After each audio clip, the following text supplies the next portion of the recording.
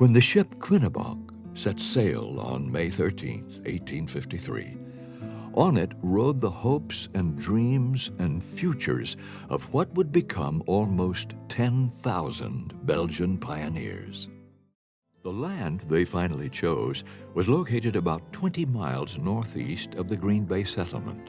They proceeded to go into a forest from Green Bay, and they followed Indian paths and got to a point where it supposedly was their land, and they settled down and looked around. And I can imagine, from a woman's standpoint, here I am with my family, probably more than likely with numerous small children with me, thinking, now what am I going to do?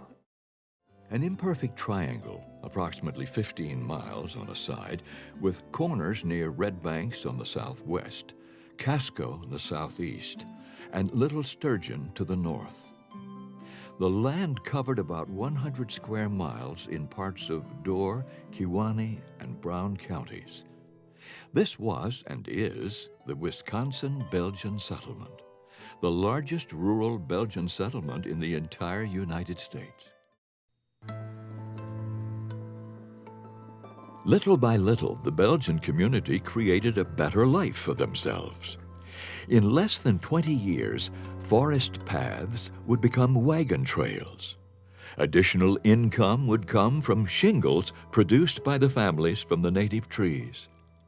In 1868 alone, over 4 million shingles would be shipped from just the Brussels area. This income would allow the Belgians to improve their homes and buildings and allow the erection of local schools and churches. Certainly the early days of grubbing out a mere sustenance were ending. Until the evening of Sunday, October 8th, 1871. Different. It started off very slowly, and then suddenly a huge wind came up, and it ignited all the smaller fires and made it into one large fire, and it came upon the whole Belgian community in a sudden conflagration of wind and fire.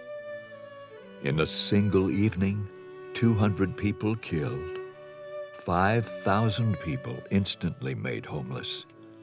Nearly every home and building in the Belgian settlement destroyed.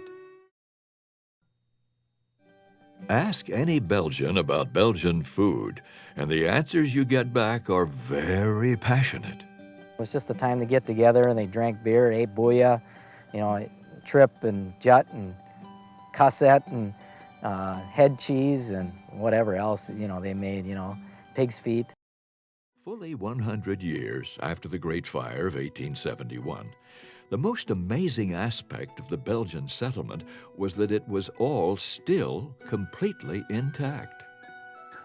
The research that I did in the 70s indicated that of the population, 80% of the population within that area on the farm of farm population was of Belgian descent. That is an incredibly high statistic. I'm proud to be a Belgian because my ancestors were. When I grew up, it was a thing to be proud of, that you were full-blooded Belgian. You weren't, basically a mixed breed or a mutt or whatever you want to call it.